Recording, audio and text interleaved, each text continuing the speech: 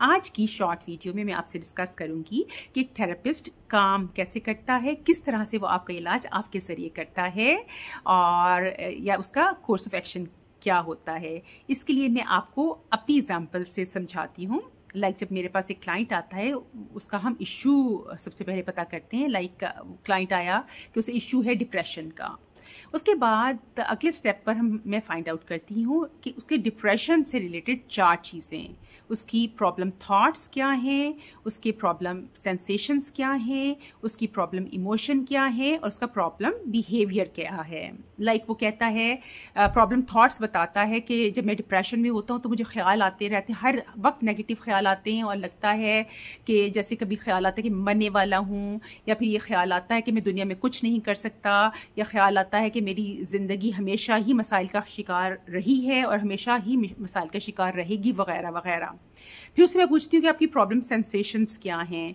Problem sensations उसकी हो सकती हैं उसको कहेगा कि मुझे बहुत डर लगता है, दिल की धड़कन तेज़ रहती है, हाथों पे पसीना आया रहता है, वगैरह वगैरह। इस तरह की वो बॉडी सेंसेशंस, प्रॉब्लम जो सेंसेशंस हैं डिप्रेशन से रिलेटेड, वो बताता है। उसके बाद मैं उससे पूछती हूँ कि आपका प्रॉब्लम बिहेवियर क्या है। तो वो कहता है कि मैं फॉर एग्ज़ाम्पल वो कहता है कि मेरा कुछ काम करने का दिल नहीं करता, मुझे नींद बहुत आती है, मैं सोया रहता हूँ, मैं सोशलाइज नहीं करता, वगैरह वगैरह। उसके बाद मैं उससे पूछती हूँ कि आपकी प्रॉब्लम इमोशंस क्या हैं इस डिप्रेशन से रिलेटेड। तो वो सपोज वो कहता है कि मुझे हर वक्त सैडनेस छाई रहती है, दिल पे लोनलीनेस महसूस होती है, इस तरह की वगैरह वगैरह, कुछ भी वो बता सकता है।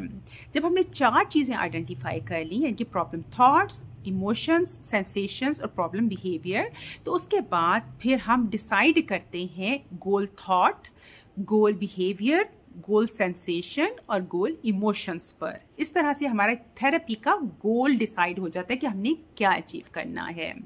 अच्छा, अब इसमें उसके बाद फिर मैं क्लाइंट की हिस्ट्री लेती हूँ और हिस्ट्री लेते लेते लेते लेते उस टाइम तक पहुँच जाती हूँ जहाँ से कि उसका वो प्रॉब्लम स्टार्ट हुआ था।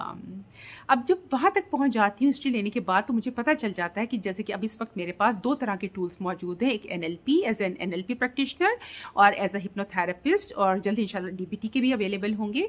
तो फिलहाल इन दोनों टूल्स एंड टेक्निक्स को, डिफरेंट टूल्स एंड टेक्निक्स को क्लाइंट की रिक्वायरमेंट के मुताबिक मैं उसके साथ वो एक्सरसाइज करती हूँ और क्लाइंट को वो सिखाती हूँ, और अल्हम्दुलिल्लाह इसका मिरेकुलस जो है क्लाइंट के ऊपर असर होता है।